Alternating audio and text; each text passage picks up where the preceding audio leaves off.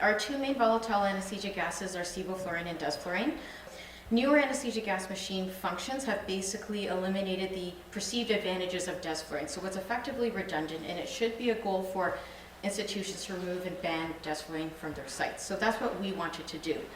And so knowing that data can drive change, as we've seen Dr. Smith talking multiple other things that we've talked about this morning, I wanted to find out where we stood in our department about our feelings about desflurane. So I ran a survey on Earth Day to see where we were at, and I also wanted to look at our anesthesia EMR data and our pharmacy procurement data to see what our utilization patterns and our purchasing patterns were.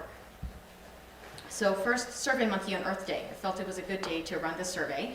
And we have 28 people in our department. We had 24 respondents. I was happy to see that of everyone that responded, everyone is universally aware about how harmful desflurane is to our environment compared to sevoflurane. I was also happy to see that of the people that responded, most people don't use desflurane. There are a few people that will use it a couple times a month. There's a few people that will use desflurane maybe about once a season. I did find out later from my EMR analysis that some of the highest users didn't actually fill out the survey. But focusing more, there were 4 people that didn't finish the survey on time. But I was interested to see what the shifting attitude, that there was a shifting attitude towards the removal of desflurane. Most people did want to see that the vaporizers be removed, but it's also important to listen to why someone doesn't want desflurane removed right away. And so the feedback that I got back was, something as simple as, machine aesthetics. Our machines have 2 slots for a vaporizer, so they were worried that a gaping hole would be very aesthetically displeasing. But I think more importantly, from a functional standpoint, if we remove desflurane, some people were concerned that if our Sevo vaporizers were to suddenly fail in a surgery, what are our backup options? Traditionally, our backup options: get another vaporizer, get an infusion pump, start running propofol. So budgets are tight in hospitals. We didn't have enough infusion pumps.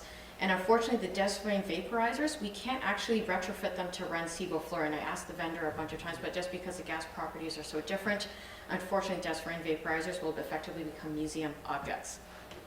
But these are important things to keep in mind as we're looking to try to remove desflurane from our hospital. So my next step was to look at our EMR data. So when I first asked, I was able to get a 6-month window of data that showed, so we do about 5,000 cases of general anesthetic over a 6-month period. So thankfully, desflurane is not a huge proportion of that. 148 cases were identified in that 6-month time period. It was also even more interesting to see that 84% of those cases were concentrated amongst 2 to 3 anesthesiologists.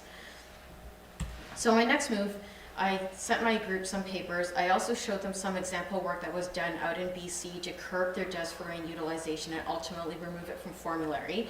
I reminded everyone about the environmental issues with desflurane, and eventually we were able to agree as a group, knowing that we had some issues with our backup options. We said, okay, at least we will just say, let's just limit our use of desflurane to emergency cases only in the event that our sevoflurane vaporizers were to fail and suddenly the room didn't have an infusion pump or we couldn't get another Sevo vaporizer fast enough, then you can use desflurane if you absolutely need to. So we said that in May, and then come October, late September, I asked for the data again to see how we did. So a few things happened. One of the 3 highest users of desflurane retired.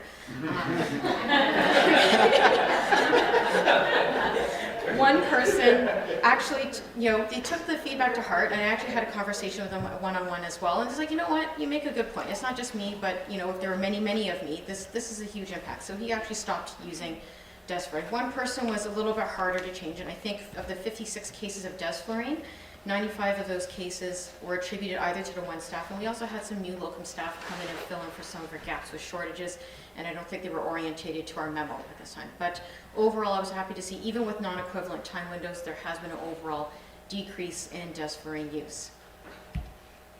So next, I wanted to pull the pharmacy procurement data. So I was able to get 7 years of procurement data for sevoflurane and desflurane. So apologies for the small print.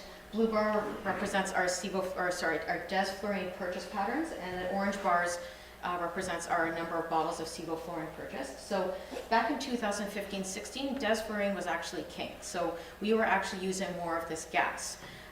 And then a few things happened. So one was education. Someone came in and presented about the harms of desflurane relative to sevoflurane.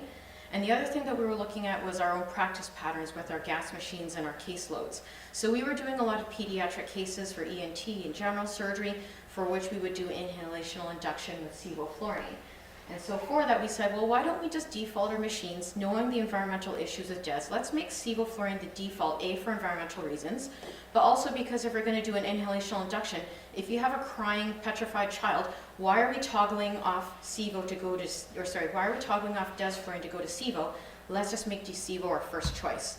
So I think these two actions or two events were significant in basically flipping the ratio from desflurane being the main first choice volatile to making sevo the first choice volatile by 2016-17. Some people ask, does cost have anything to do with that? I think with hospitals, budgets are a huge thing. I can actually say that for a long time, desflurane was actually cheaper than sevoflurane, and they didn't actually reach parity in our hospital until 2020. So this is not a cost-related issue. This is more education and forcing functions, I think, that led to this driving change. So then we talked about the emergency use of desflurane only for specific situations. And finally, as we saw our cases of desflurane decrease, we were able to finally remove desflurane from our formulary in October 2020. So to be honest, we still have a few bottles left in our hospital, but this will buy us that window to basically shore up our backup options. So we will hopefully by the time that stuff expires, we will have more vaporizers for sevo, and we'll have more intravenous pumps for propofol when that time comes around.